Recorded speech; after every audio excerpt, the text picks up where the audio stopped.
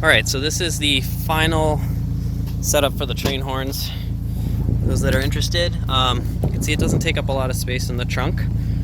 What this is it's a wooden base. It's coated with, I forget what cloth material this is. And then on it we've got it's a 2-gallon air tank, via compressor, if that's how you pronounce it, and an air solenoid to trigger the horns.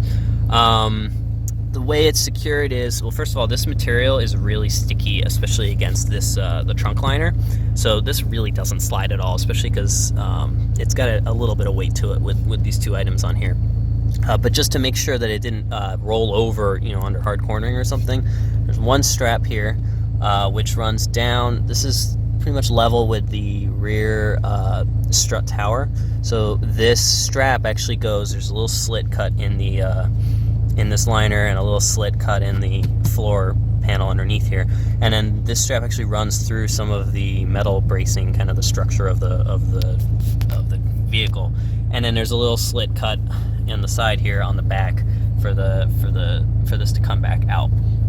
So this is secured here, and I just used a little magnet to kind of hold the end in place. Helps keep pressure on this to keep it from backing out. And then you've got there's a pressure gauge. There's a blow off valve there if pressure goes too high. This is the air switch that will trigger the compressor if the pressure drops below 110, I think it is, and it cuts off automatically at 150. As the pump itself, obviously, goes in on this end of the tank. It actually comes out on the other end of the tank and runs down. It's not this line, but there's a line on the other side. Circles back around to the air solenoid. And then this is the output out to the horns. And if I ever want to take this tray out, it takes 60 seconds. It's really easy. Just undo this strap, unplug these 3 wires, and just pull the air line out of here. And this whole tray just slides right out. These are the lines, the power wires going to the front of the car. It's basically just ground power, and this is the trigger for the solenoid itself. Anyway, the air line runs along here. Down the side of the car. I actually ran out under the carpet, so you can't see it at all, which is pretty cool. I don't know if you can see here, but it basically goes up into that grommet, which I'll show you under the hood.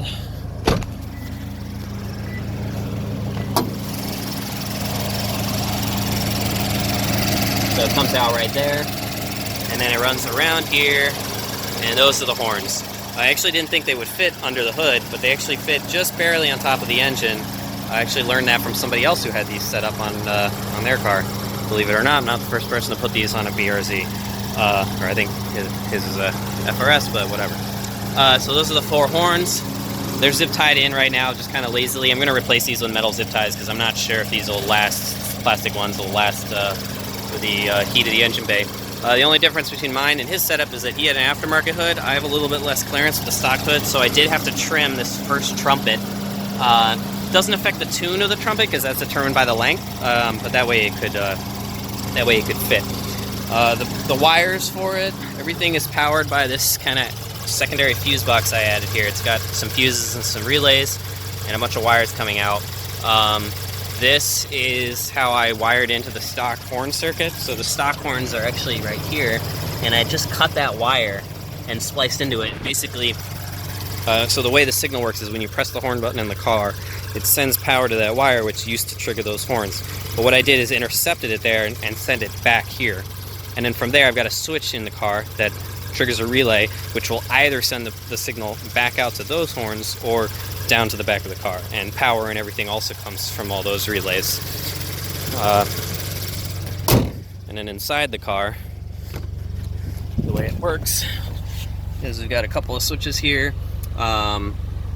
And basically this first switch sends power to the switch and the relay and the pump and everything in the back, so that'll pressurize the tank, and then this is the switch that toggles between the stock horn and the train horn. So when it's on, it's the train horns, and these are all switched into the accessory circuit, so that when I turn the car off, regardless of whether I left these on, I won't accidentally drain the battery of the car.